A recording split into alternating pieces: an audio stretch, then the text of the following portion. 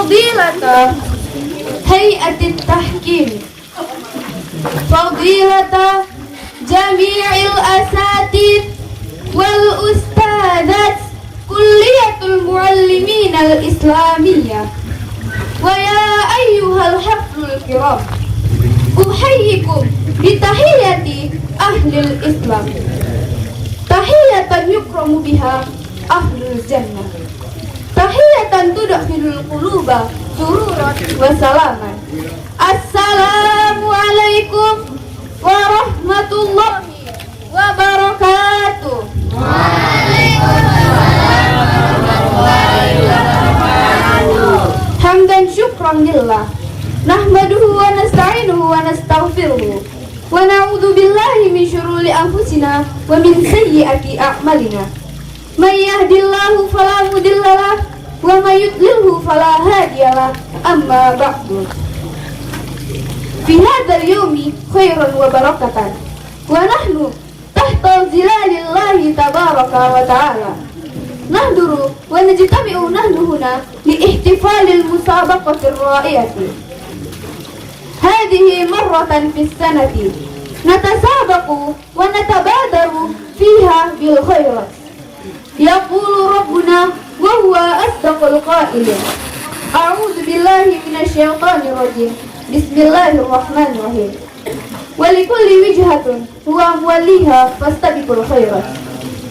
شكرا كثيرا يا صاحب الجلسة على حسن إعطاء الفرصة بأن أستجيب الدعوة في هذه المسابقة الرائعة تحت العنوان الأخلاق الكريمة.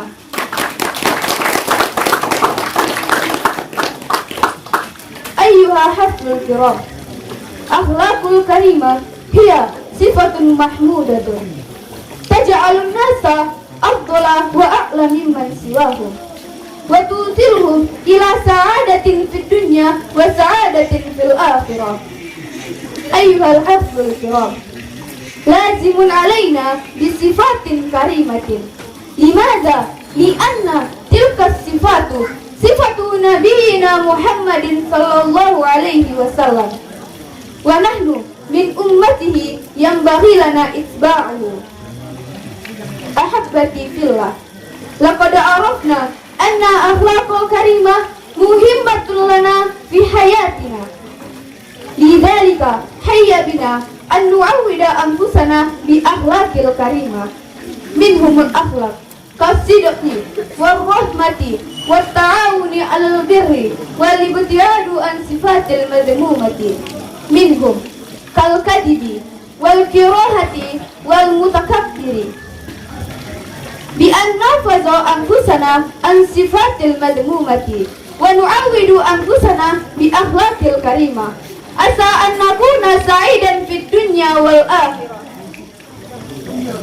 أحبتي في الله، نتكلم عن أخلاق الكريمة أنها توجد بكثرة الطرق، سأذكرها إليكم. أولا، فكرة سليمة طريقها بقوة الإرادة في طلب علم الدين وفي عبادة الله. ثانيا، إعمال الواجبة، لا نؤخر عملنا إلى الغد، لأن إعمال واجبة الآن أهم من الغد، وعلينا أن نغتنم وقتنا للعبادة. كما قال الشاعر في شعره: لا تؤخر عملك إلى الغد، ما تقدر ما تعمل اليوم. ثالثا، الاجتناب عن المعصية، علينا أن نبتعد المعصية، لأن فإذا ابتعدنا المعصية فالله يجزينا أجرا عظيما. أحبتي في الله، من هذه الموضوع نستطيع أن نأخذ الاستنباط أن أخلاق كريمة مهمة لنا في حياتنا، ولا يجوز علينا أن نتبع صفات المتكبرين، كما قال الله تعالى في القرآن الكريم: أعوذ بالله من الشيطان الرجيم، بسم الله الرحمن الرحيم. ولا تصعر خدك للناس ولا تمشي في الأرض مرحا إن الله لا يحب كل مختال فخور. سورة اللقمان الآية 18. أحبتي في الله، تلك ثلاثة شروط ينبغي لنا أن نعملها. لماذا؟